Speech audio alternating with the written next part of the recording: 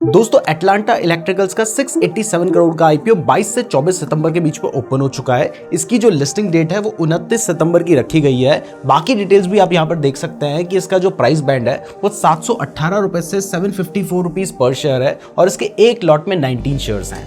ये जो पूरा आईपीओ है इसमें से 400 करोड़ फ्रेश इशू है, 287 करोड़ ऑफर फॉर सेल है, यानी ज्यादातर जो पैसा है वो कंपनी के बिजनेस में आगे लगने वाला है और ये आईपीओ एनएसई और बीएसई दोनों ही एक्सचेंज में लिस्ट होना है। तो आईपीओ की डिटेल्स आपको पता चल चुकी है, तो चलिए अब इस कंपनी के बिजनेस को भी समझ लेते हैं। इसके नाम से ही आपको समझ आ रहा है कि ये एक इलेक्ट्रिकल्स कंपनी है जो कि power transformers, inverter duty transformers, furnace transformers, generator transformers और स्पेशल ड्यूटी ट्रांसफॉर्मर्स यानी मेनली ये ट्रांसफॉर्मर्स ही बनाते हैं। ये कंपनी 1988 में इनकॉर्पोरेट हुई थी और अभी इनके पास 208 कस्टमर्स हैं।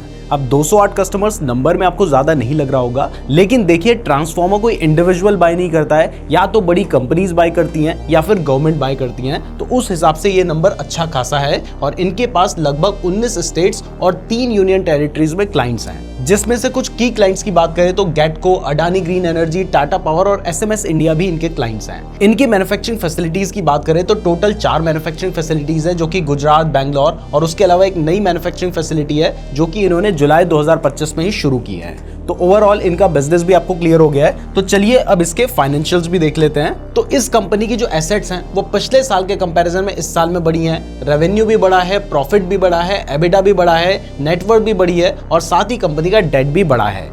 यानी कंपनी के रेवेन्यूज एंड प्रॉफिट्स में ग्रोथ है, लेकिन साथ में डेट भी कंपनी के ऊपर बड़ा है। लेकिन अगर डेट टू इक्विटी रेशियो को देखें तो बहुत ज्यादा नहीं है, 0.40 का है, यानी मैनेजेबल डेट है। रिटर्न ऑन इक्विटी अच्छा है, ऑलमोस्ट 34% का। रिटर्न ऑन कैपिटल एम्प्लॉयड भी ऑलमोस्ट 40% के आसपास है, जो कि एक अच्छा नंबर है। पैट मार्जिन 9.5% का है, जो कि थोड़ा सा कम है।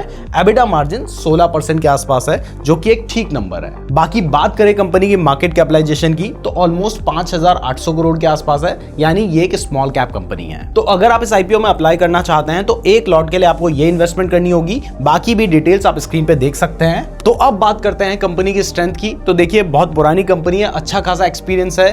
ट्रांसफॉर्मर्स ही भले ही कंपनी बनाती है, लेकिन उसमें भी बहुत सारे डाइवर्स टाइप के ट्रांसफॉर्मर्स कंपनी बना रही है। 208 क्लाइंट्स है, जो कि मैंने आपको बताया था कि एक अच्छा नंबर है। 4,400 ट्रांसफॉर्मर्स ये सप्लाई कर चुके हैं और 5 मैन्युफैक्चरिंग यूनिट्स है, जिसमें से एक मैन्युफैक्चरिंग यूनिट इन्होंने रिसेंटली स्टार्ट की है। वीकनेस की बात करें तो इनका जो रेवेन्यू है वो बहुत ज्यादा अपने इन क्लाइंट्स के ऊपर डिपेंड करता है। अगर 1-2 क्लाइंट्स भी ऊपर नीचे होते हैं तो ऐसे में इनके रेवेन्यू के ऊपर आपको सीरियस इंपैक्ट देखने को मिल सकता है। दूसरा, अगर इन्हें अपने बिजनेस को एक्सपैंड करना है तो उसके लिए, क्योंकि जो ये बिजनेस कर रहे हैं वो काफी कैपिटल इंटेंसिव है, तो हाई कैपिटल की जरूरत पड़ती है। और तीसरा, अभी कंपनी का पूरा बिजनेस इंडिया पर ही फोकस्ड है। अभी तक 35 साल हो चुके हैं कंपनी को, इन्हें एक्सपोर्ट भी शुरू कर देने चाहिए थे। बाकी अगर अपॉर्चुनिटीज की बात करें तो देखिए रिन्यूएबल एनर्जी सेक्टर ग्रो कर रहा है, तो वहां पर भी इनके जो ट्रांसफॉर्मर्स हैं उनको यूज किया जा सकता है। डिमांड भी इलेक्ट्रिसिटी और इंफ्रास्ट्रक्चर की बढ़ती चली जा रही है। और तीसरा, गवर्नमेंट भी ग्रिड मॉडर्नाइजेशन के ऊपर काफी सपोर्ट कर रही है। थ्रेट की बात करें तो कंपटीशन अच्छा खासा है, लेकिन कंपनी 35 साल से चल रही है, तो माना जा सकता है कि कंपनी उस थ्रेट को संभाल सकती है।